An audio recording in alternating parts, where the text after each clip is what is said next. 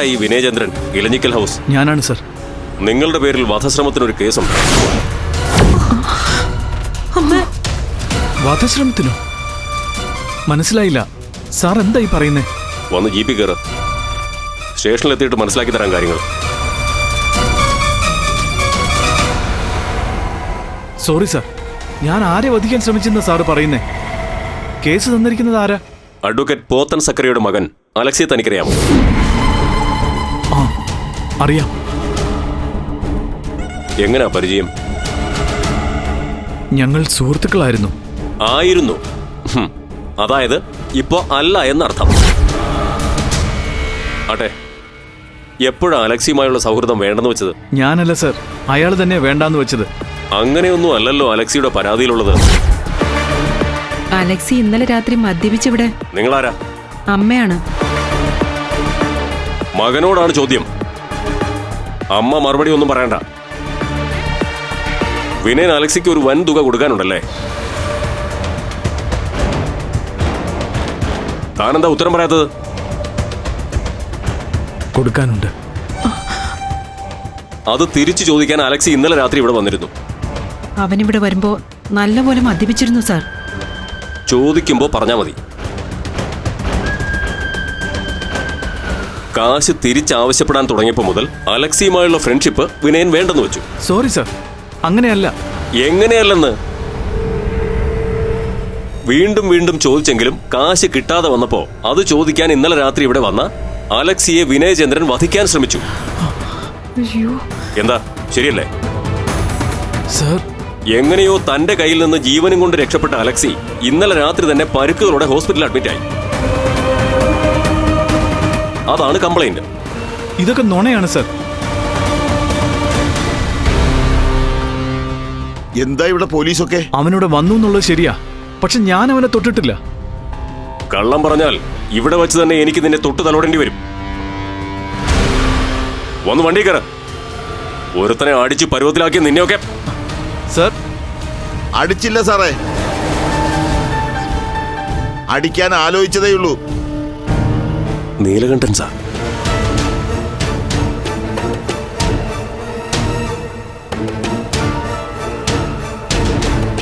സുഹൃത്തുക്കളാവുമ്പോ പരസ്പരം സഹായിക്കുന്നതും പാർട്ട്ണർഷിപ്പിൽ ബിസിനസ് നടത്തുന്നതുമൊക്കെ സ്വാഭാവികമാണ്. പക്ഷേ എന്തെങ്കിലും അഭിപ്രായ വ്യത്യാസം ഉണ്ടാവുമ്പോ ഒരാൾ മറ്റൊരാളുടെ വീട്ടിൽ മദ്യപിച്ചുകൊണ്ട് ചെല്ലുന്നതും വീട്ടുകാരെ മുഴുവൻ ചീത്ത വിളിക്കുന്നതും അധിക്ഷേപിക്കുന്നതും നല്ല സംസ്കാരമുള്ള സൗഹൃദങ്ങളുടെ ലക്ഷണമല്ല. ഇന്നലെ രാത്രി അലക്സി ഇവിടെ വന്ന് കാണിച്ചതും ആ സംസ്കാരമില്ലായ്മയാണ്. മാഷിന് എന്നെ ഓർമ്മയുണ്ടോ? UP സ്കൂളിൽ വെച്ച് മാഷ് എന്നെ പഠിപ്പിച്ചിട്ടുണ്ട്. അവിടുന്നാണ് HM ആയിട്ട് റിട്ടയർ ചെയ്തത്. എന്താ പേര്? മാത്യൂസ്. മാത്യൂസ്. അവിടെ മാങ്കോയിക്കൽ വീട്ടിലേതാ. ഓ, മാത്യൂസ്, മാങ്കോയിക്കൽ സേവ്യറുടെ മകൻ. അതെ മാഷേ. മാഷ് HM ആയിരിക്കുമ്പോഴാണ് ജില്ലാ വോളിബോളിൽ നമ്മുടെ സ്കൂൾ വിൻ ചെയ്തത്. ഞാനായിരുന്നു ടീം ക്യാപ്റ്റൻ. ഓർമ്മയുണ്ട്, ഓർമ്മയുണ്ട്. അന്നേ മിടുക്കനായിരുന്നു താൻ. ഇന്നിപ്പോ പഠിച്ചു വലിയ ഇൻസ്പെക്ടറായി അല്ലേ? അതെ മാഷേ. ഞാൻ അറിഞ്ഞില്ല ഇത് മാഷിന്റെ വീടാണെന്ന്. വിനയചന്ദ്രൻ മാഷിന്റെ? എന്റെ മൂത്ത മകൻ മാധവൻകുട്ടിയുടെ മകനാണ് വിനയൻ. ഓ, ഇവനാണ് ഈ വീട് നയിക്കുന്നത്. സോറി മാഷേ. ആക്ച്വലി വിനയചന്ദ്രനെ കസ്റ്റഡിയിലെടുത്ത് നന്നായി കൈകാര്യം ചെയ്യാനാ മുകളിൽ നിന്നുള്ള ഓർഡർ. അലക്സി തന്നിരിക്കുന്ന കേസ് ഇത്തിരി ഗൗരവമുള്ളതാ. വഞ്ചനാ കുറ്റവും മാൻഹാൻഡ്ലിങ്ങും. വിനയചന്ദ്രൻ 70 ലക്ഷം രൂപ വാങ്ങി ഇതുവരെ തിരികെ കൊടുത്തിട്ടില്ലെന്നാണ് കംപ്ലൈന്റ്. അതിനുള്ള തെളിവുകളും അയാളുടെ കയ്യിലുണ്ട്. അതിലുപരി അലക്സിക്ക് മുകളിലോട്ടും നല്ല പിടിപാടാ. അലക്സിയുടെ ഫാദർ ക്രിമിനൽ അഡ്വക്കേറ്റാണ്, അഡ്വക്കേറ്റ് പോത്തൻ സക്കറിയ. കേസ് ഏതു വഴിക്ക് തിരിച്ചുവിടാനും അദ്ദേഹം വിചാരിച്ചാൽ നടക്കും. അതുകൊണ്ട് എത്രയും പെട്ടെന്ന് അയാളുടെ ബാധ്യത തീർത്ത് പരിഹാരം കണ്ടില്ലെങ്കിൽ വിനയചന്ദ്രൻ അകത്ത് പോകേണ്ടി വരുമെന്നുള്ളത് ഉറപ്പാ. ഈ കടമൊക്കെ ഞങ്ങൾക്ക് പുതിയ അറിവാ. ഇപ്പൊ ഇവനെ കൊണ്ടുപോയാൽ അതെനിക്ക് മാറ്റിത്തരാൻ പറ്റും. അന്വേഷിച്ചു ചെന്നപ്പോ ആളില്ലായിരുന്നു എന്ന് പറഞ്ഞാൽ മതി. പക്ഷേ പെട്ടെന്ന് തന്നെ അയാളുടെ 70 ലക്ഷവും അതിന്റെ ബാങ്ക് ഇൻട്രസ്റ്റും കൊടുത്ത് സെറ്റിൽ ചെയ്തില്ലെങ്കിൽ പണി പാടും. എന്റെ ദൈവമേ, 70 ലക്ഷം രൂപ ഇപ്പൊ എവിടെ നിന്നുണ്ടാക്കാം?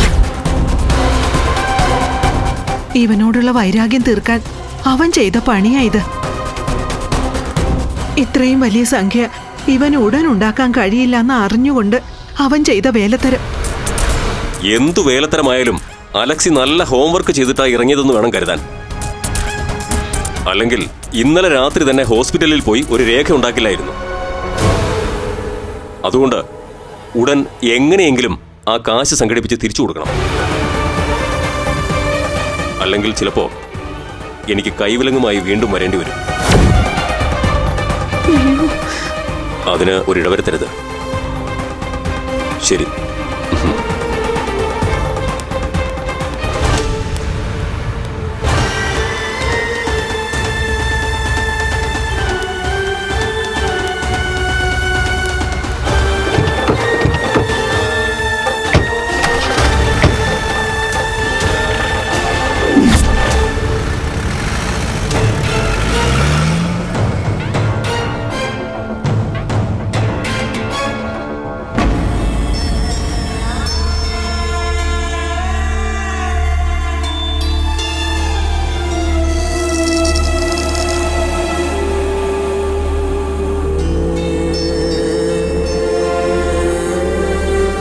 തിരക്കുണ്ടെന്ന് പറഞ്ഞിട്ട് നീ ഇതുവരെ പോയില്ലേ?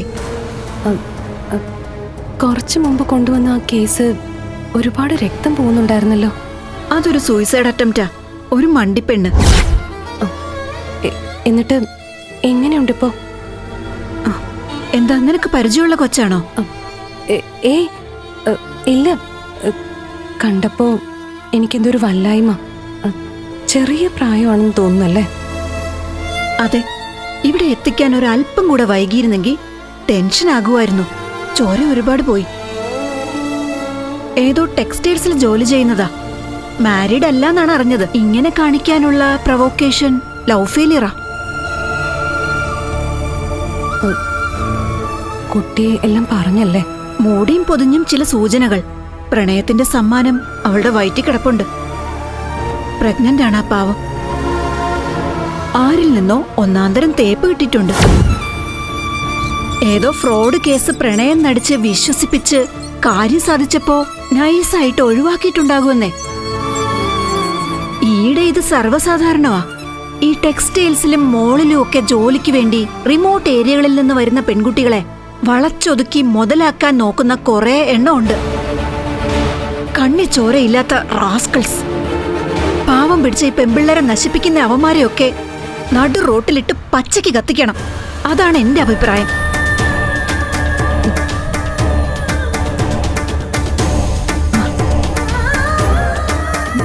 അല്ല, നിനക്കെന്താ ഇത് കേട്ടിട്ടൊരു വല്ലായ്മ പോലെ? അത് പിന്നെ ചെറിയൊരു സംശയം. ആ കുട്ടി ഏട്ടന്റെ ടെക്സ്റ്റൈൽസിലുള്ള സെയിൽസ് ഗേൾ ആണോന്ന്? ഓ, അത് ശരി. എങ്കിൽ ഉടൻ വിളിച്ചു പറഞ്ഞേക്ക്. അവളുടെ ജീവൻ അപകടമൊന്നും പറ്റിയിട്ടില്ല. പക്ഷേ അതിന്റെ ഇനി അങ്ങോട്ടുള്ള ജീവിതം ആലോചിക്കുമ്പോ അച്ഛനില്ലാത്ത കുട്ടിയെ പ്രസവിക്കാതിരിക്കാൻ പാവം മരിക്കാൻ വേണ്ടി തന്നെ ചെയ്തതായി. ഇവിടുന്ന് പോയാ ഇനി ഇത് തന്നെ ചെയ്യില്ലാന്ന് എന്താ ഉറപ്പുള്ളത്?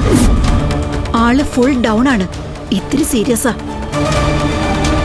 ഡോക്ടർ. ആ മോളെ, ഞാൻ നിന്നെ വിളിക്കാവേ. കുറച്ച് ഓഫീസ് വർക്ക് ഉണ്ട്. നമ്മുടെ സ്വന്തം സ്ഥാപനമായതുകൊണ്ട്. ശരിയെന്നാ.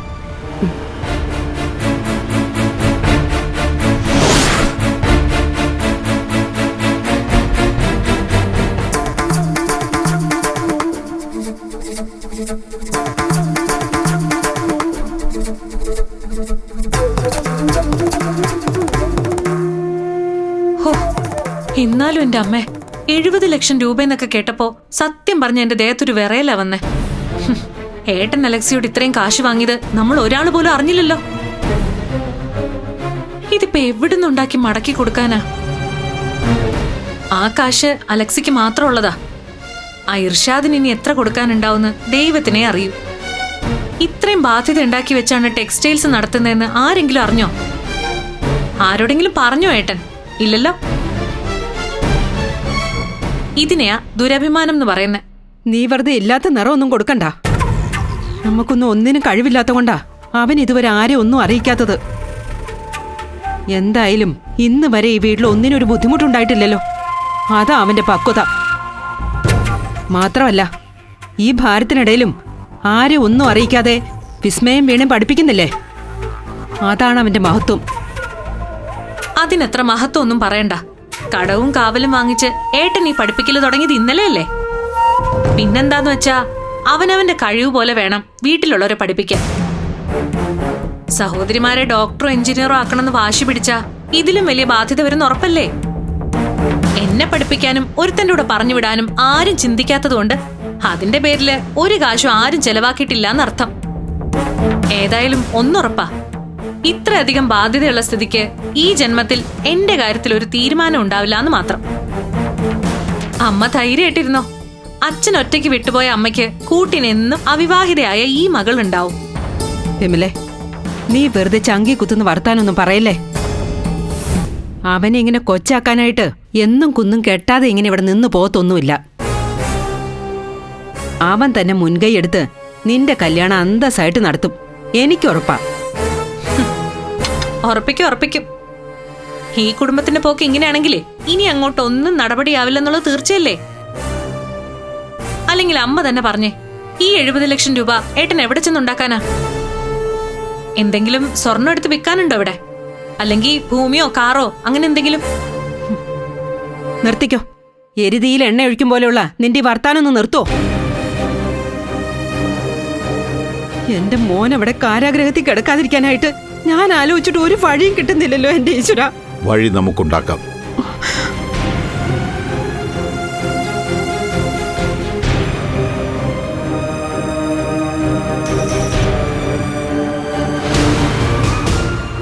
സുമംഗലേ, നീ വിഷമിക്കണ്ട. എല്ലാത്തിനും നമുക്ക് പരിഹാരമുണ്ടാക്കാം. ദൈവം അറിഞ്ഞു മാത്രമേ ജീവിതത്തിൽ പ്രതിസന്ധികൾ ഉണ്ടായി വരൂ. വരുമ്പോഴത് നമ്മളെ പരമാവധി വീർപ്പുമുട്ടിക്കുകയും ചെയ്യും. പക്ഷെ അവസാനമാവുമ്പോൾ ദൈവം തന്നെ അതിനൊരു പരിഹാരവും തെളിയിച്ചു തരുമെന്ന് കൂട്ടിക്കോ. അതാണ് മനുഷ്യജീവിതത്തിൻ്റെ ഒരു ഞാണിന്മേൽ കളിയും. പക്ഷേ അതിന് പരിഹാരം കാണുന്നതുവരെ പതറാതെ നമ്മൾ പിടിച്ചു നിൽക്കണം. അതാണ് പ്രധാന വെല്ലുവിളി. മാഷ് എന്താ ഇതൊരുമാതിരി പണ്ട് കുട്ടികൾക്ക് സാരോപദേശം കൊടുക്കുന്നത് പോലെ? കാര്യം എന്താന്ന് വെച്ചാ നേരിട്ടങ്ങ് പറഞ്ഞാ പോരെ? ശരി, എങ്കിൽ പറഞ്ഞോളെ. ഇത് കണ്ടോ നിങ്ങള്? ഈ വീടിന്റെയും സ്ഥലത്തിന്റെയും പ്രമാണമാണിത്. ഇത് ബാങ്കിൽ വെച്ചാൽ മതി. പരമാവധി കാശ് നമുക്ക് ലോൺ എടുക്കാം. ആ അലക്സിയുടെ ബാധ്യത ഒഴിവാക്കിയ അവൻ പിന്നെ കേസും കൂട്ടുമായിട്ട് വിനയനെ ഉപദ്രവിക്കില്ലല്ലോ. ഭാവിയിൽ ടെക്സ്റ്റൈൽസിൽ നിന്ന് കിട്ടുന്ന കാശിൽ നിന്നൊരു മാസവീതം എടുത്ത് ലോൺ അടയ്ക്കാനും പറ്റും. പക്ഷേ ഇത് വെച്ച അത്രയും കാശ് കിട്ടുമോ? കിട്ടും. ഇവിടത്തെ ബാങ്ക് മാനേജരെ നമ്മുടെ ആട്ടോക്കാരൻ ചന്തുവിന് നല്ല പരിചയമുള്ള സ്ത്രീയാ. അവൾ വാക്ക് തന്നിട്ടുണ്ട് ലോൺ വാങ്ങിത്തരാമെന്ന്. അതിന് ഈ പ്രമാണം വെച്ച് എങ്ങനെയാ ലോൺ കിട്ടണേ? നമ്മുടെ അച്ഛനെ പോലെ തന്നെ മുത്തശ്ശന്റെ ബാക്കി 3 മക്കൾക്കും അവകാശപ്പെട്ടതല്ലേ ഈ വീടും പറമ്പും ഒക്കെ? അച്ഛൻ ഇറങ്ങിപ്പോയ ശേഷം ഒരു കാര്യത്തിനും ഒരു വിശേഷത്തിനും ഇവിടെ വരാത്തവര് ഇത് പണയം വെക്കാൻ സമ്മതിക്കുമെന്ന് എനിക്ക് തോന്നുന്നില്ല കേട്ടോ. അവര് കൂടി സമ്മതിച്ച് ഒപ്പിട്ട് തന്നാ മാത്രമേ ഈ പ്രമാണം വെച്ച് ലോൺ എടുക്കാൻ പറ്റൂ. പറഞ്ഞ പോലെ അത് ശരിയാണല്ലോ. അവരൊന്നും കൊന്നാ പോലും സമ്മതിക്കില്ല വിനയനെ സഹായിക്കാൻ. അങ്ങനെയൊന്നും ഉറപ്പാക്കണ്ട. അവര് ഞങ്ങളുടെ മക്കൾ തന്നെയല്ലേ. അവരെ കൊണ്ട് ഞങ്ങൾ സമ്മതിപ്പിക്കും. സമ്പത്തിനേക്കാൾ മനുഷ്യത്വത്തിനാണ് വിലയെന്ന് അവരെ പഠിപ്പിച്ച മാഷും കൂടെയാണ് ഞാൻ. അവരൊരു അക്ഷരം മിണ്ടൂല. അത് ഞങ്ങൾക്ക് ഉറപ്പാ. നീ വാ ഭാഗി. ചന്തു ഇപ്പോ ഓട്ടയും കൊണ്ടുവന്ന് നടയിൽ വെയിറ്റ് ചെയ്യുന്നുണ്ടാവും. പോയിട്ട് വരാം.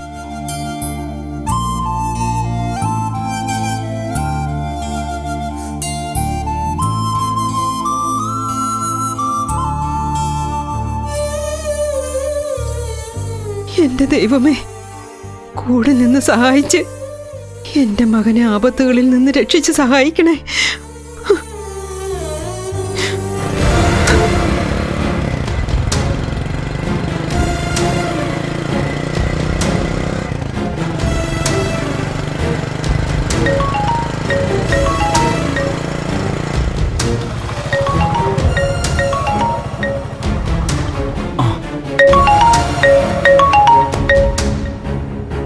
ഹലോ ജയ. എടാ നീ കുറച്ചു മുമ്പ് വീട്ടിൽ വന്നിരുന്നു പറഞ്ഞു. ആ വന്നിരുന്നു. ഞാനിവിടെ ബാംഗ്ലൂരിലാ. വീട്ടിൽ നിന്ന് വൈഫ് വിളിച്ചപ്പോഴാ പറഞ്ഞത് നീ വീട്ടിൽ വന്നെന്ന്. എന്തുണ്ട് വിശേഷം? നീ ചുമ്മാ വന്നാണോ? ഞാൻ നിന്നെ കാണാൻ വേണ്ടി തന്നെ വന്നതാ. ഒരു അത്യാവശ്യ കാര്യം ഉണ്ടായിരുന്നു. ഞാൻ സാമ്പത്തികമായി വലിയൊരു കുരുക്കിൽ വന്ന് പെട്ടിരിക്കുക. നീ എന്നെ പെട്ടെന്നൊന്ന് സഹായിക്കണം. കുറച്ച് ക്യാഷ് അറേഞ്ച് ചെയ്യണം. ക്യാഷോ? ആ അതെ, വാസ്തവത്തിൽ ഒരു 70 ലക്ഷം രൂപയാണ് എനിക്ക് വേണ്ടത്. ഞാൻ കരുതി 3-4 സുഹൃത്തുക്കളിൽ നിന്ന് 10ഉം 15ഉം വെച്ചൊന്ന് മറിച്ചാൽ ഒരു 4-5 മാസത്തിനകം കുറേശ്ശെ കൊടുത്തു തീർക്കാമായിരുന്നെന്ന്. പക്ഷേ അത്യാവശ്യത്തിന് ചോദിക്കുമ്പോൾ എല്ലാവരും കൈമലർത്തുക. നീയെങ്കിലും നിന്നെ കൊണ്ട് പറ്റുന്ന പരമാവധി ഒന്ന് സഹായിക്കണം. തൽക്കാലം ഒരു 5 മതി.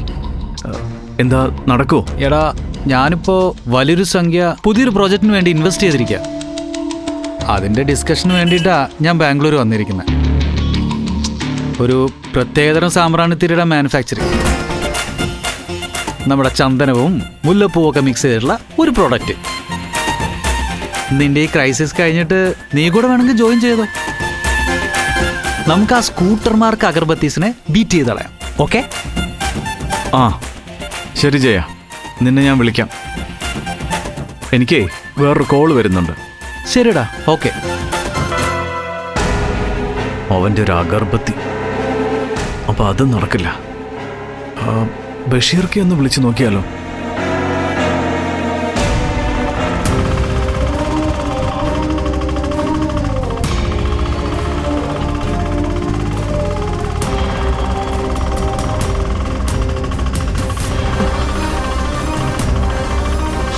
സ്റ്റോപ്പ് സ്റ്റോപ്പ് ചേട്ടാ, ഇവിടെ നിർത്ത്.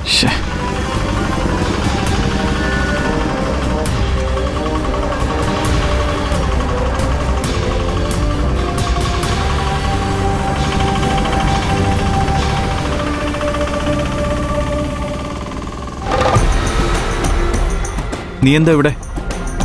കോളേജിൽ പോയില്ലേ? രോഹിണി ചേച്ചിയുടെ കാര്യത്തില് ഏട്ടൻ എന്താ തീരുമാനം എടുത്തത്? നിനക്ക് ഇത് തന്നെ ചോദിക്കാനുള്ളോ?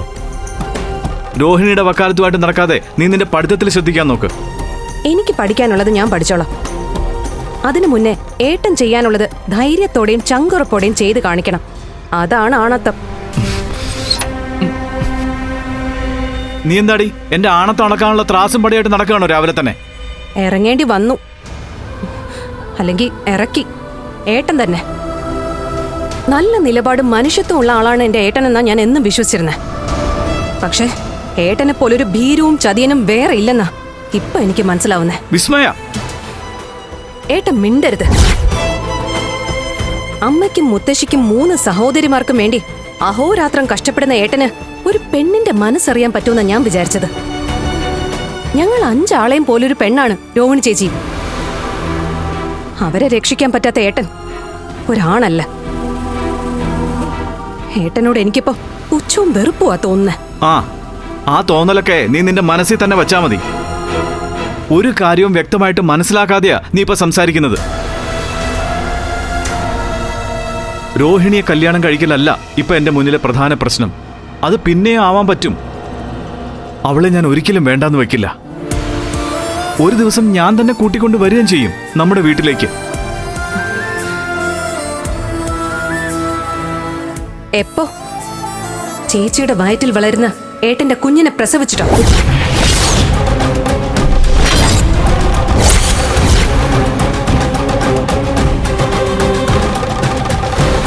രോഹിണി ചേച്ചി എന്നെ നേരിട്ട് വന്ന് കണ്ടിരുന്നു. അതറിഞ്ഞതിന് ശേഷമാ നിങ്ങളുടെ കല്യാണം പെട്ടെന്ന് നടത്തണമെന്ന് ഞാൻ വീട്ടിൽ വന്ന് പറഞ്ഞത്. എന്നിട്ടും ആ കാര്യത്തില് ഏട്ടൻ മൗനം പാലിച്ചു. ഏട്ടനൊരു മനുഷ്യനല്ലെന്നാ ഇപ്പൊ എന്റെ തോന്നല്. എടി മോളെ, ഒന്നും മനഃപൂർവ്വമല്ല. ഞാനിപ്പോ അനുഭവിക്കുന്ന ഒന്നും നിനക്ക് അറിയാത്തത് കൊണ്ടാ നീ ഇങ്ങനെയൊക്കെ സംസാരിക്കുന്നത്. അറിയുമെങ്കിൽ നീ എന്നെ കുറ്റപ്പെടുത്തുമായിരുന്നില്ല. രോഹിണിക്ക് എന്നെ അറിയാം. അവൾ എന്നെ വെറുക്കില്ല, അത് ഉറപ്പാ. അതെ അതെ, ഏട്ടനെ നന്നായി അറിയാവുന്നതുകൊണ്ടാവും ഏട്ടൻ ഒരിക്കലും ഒരു ശല്യം ആവണ്ടെന്ന് വിചാരിച്ച് സ്വയം മരിക്കാൻ തീരുമാനിച്ചത്.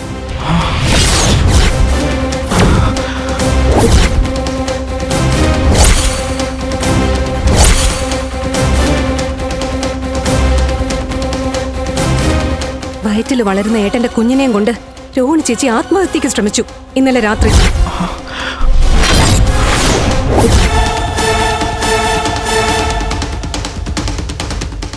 ഫ്ലവേഴ്സ് ടിവിയുടെ സ്മാർട്ട് ഷോയിൽ പങ്കെടുക്കാൻ നിങ്ങളെ ക്ഷണിക്കുന്നു. ഉടൻ തന്നെ ഈ നമ്പറിലേക്ക് വിളിക്കുക. 7593829838. ഫ്ലവേഴ്സ് സ്മാർട്ട് ഷോ ഉടൻ വരുന്നു ഫ്ലവേഴ്സ്.